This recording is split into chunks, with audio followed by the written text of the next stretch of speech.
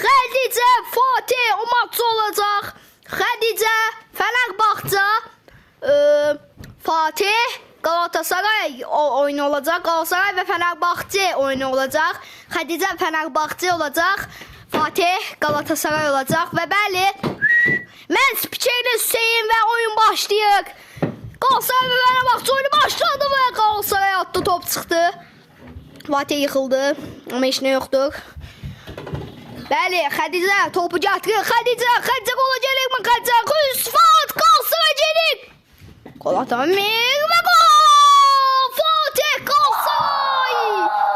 Galatasaray gol attı və Fenerbahçe gol attı 1-1. Galatasaray 1, Fenerbahçe 1.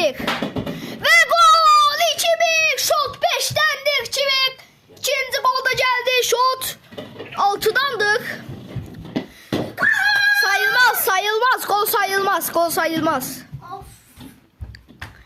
2-1 öndedir Galatasaray. 2-1 önde. Şimdi Fener gelir. Fener. Galatasaray gel canım. Galatasaray gel.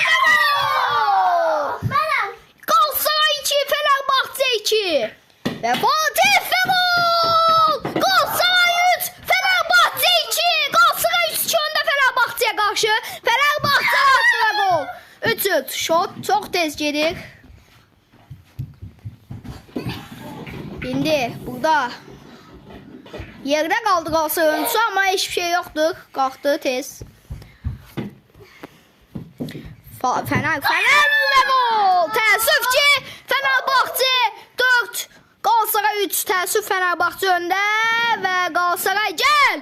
Gel Galatasaray neyini sana gol. Təəssüf 5-3. Fenerbahçe 5, Galatasaray 3. Təəssüf ki. Ve top çıxır, Galatasaray çıxartdı topu.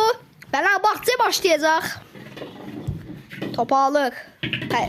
Fenerbahçe ve top getmə qapıya və zərbə və gol. Galatasaray 6. Şut getirendi, bir şok alıp Fenerbahçe 6, Galatasaray 3. Təəssüf ki, get. Və Galatasaray